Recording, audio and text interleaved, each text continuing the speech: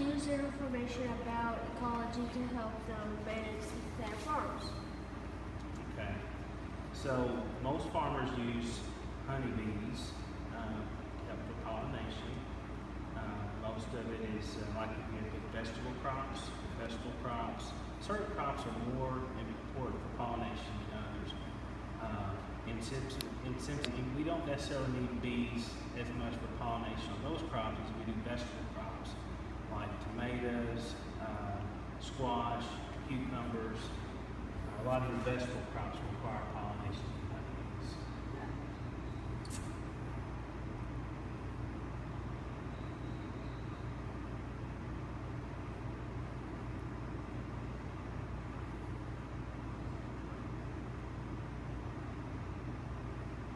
Okay, what benefits do bees provide for our crops? Well, the bees, like for strawberries, the more often a bee visits the blossom on a strawberry can often impact the size of the fruit. So sometimes when you get bigger strawberries, you have more pollination for bees. But if you didn't have bees visiting like strawberries and cucumbers and things like that, you wouldn't have those type of crops.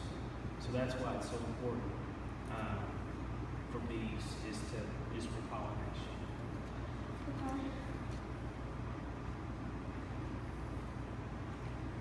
And then everybody likes the honey as well.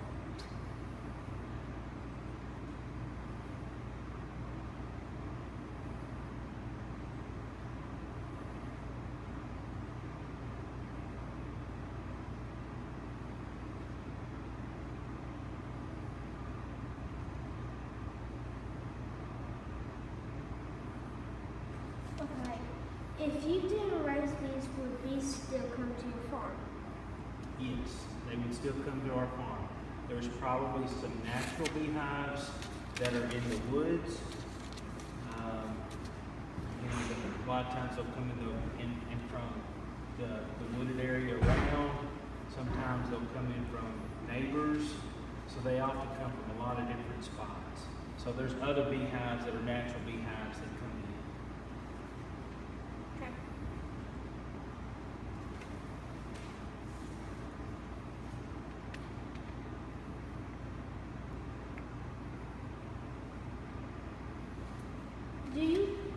Do you plant special crops that the bees like to visit more than others?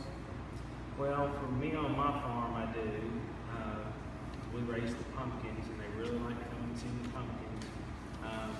But most of your bees like a lot of your weeds that have anything that has a flower or a bloom on it, bees like to visit. But for me, I have the bees to help the pollination of the pumpkins.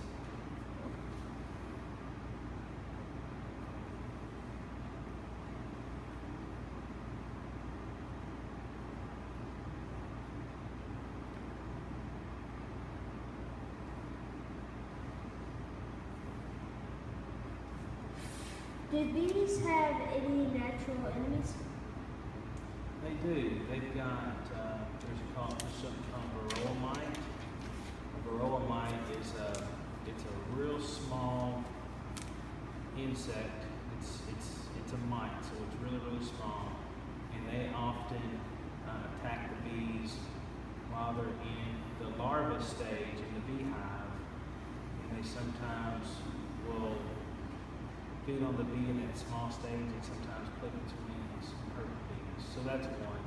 And then there's birds will eat them. So there's other things that will attack the bees at times. But for the most part, varroa mites is one of the worst enemies.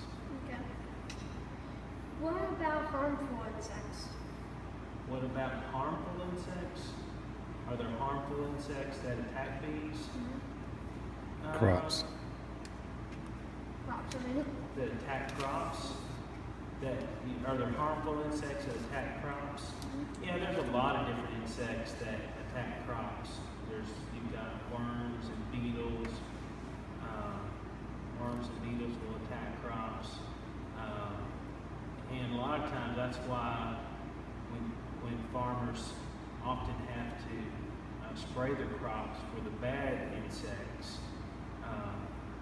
why you got to be careful when you spray your crops for the bad insects that the bees are not present.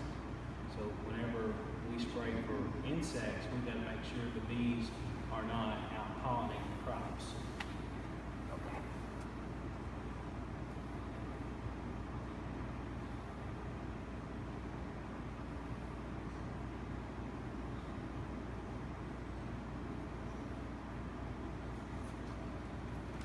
Okay. Are there other beneficial insects besides bees? And if that, do any project against harmful ones? Okay, there's like ladybugs. You seen ladybugs? Ladybugs are a beneficial insect because they like to eat aphids. And aphids are a pest that will often stick their stylus into a plant and suck out the juices, and then also sometimes inject like a disease. And so ladybugs are a beneficial that help control some of those insects. There's several other insects that are been like a lacewing beetle, or lacewing. This is a beetle. It's a beneficial as well too. It will help attack some of the other insects.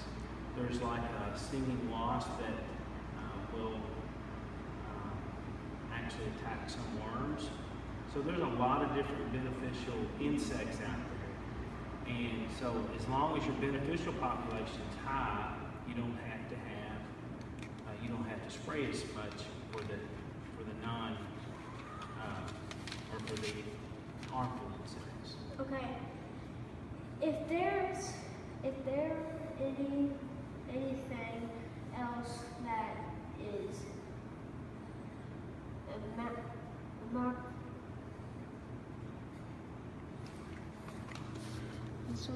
Important. important to know about bees and know their effect on your crops.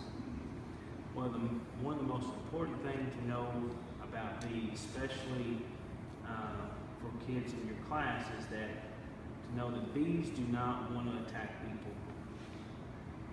Because when a bee stings a person, its life's over. It'll only live about maybe an hour and then it dies.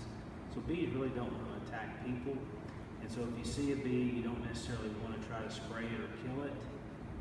You can call a beekeeper if you got like a big swarm. A lot of times people have swarms come into their homes or out in their yard, and so they can always call a beekeeper to come get the bees, and they'll come get them.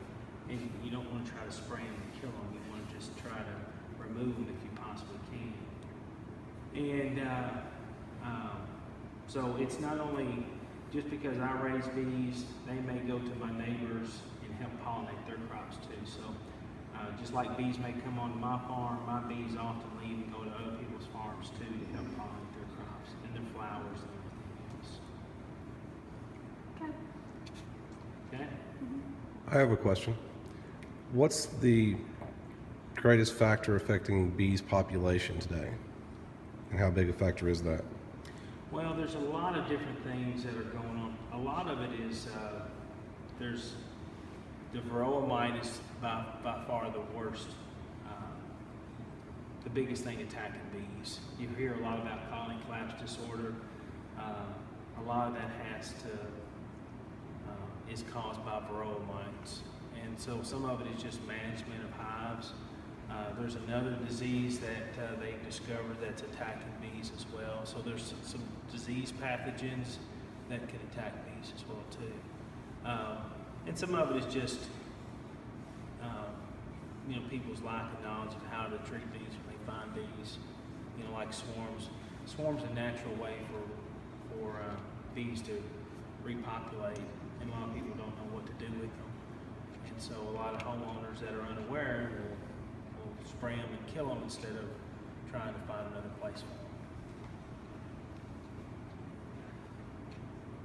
them. What kind of crops do you grow here?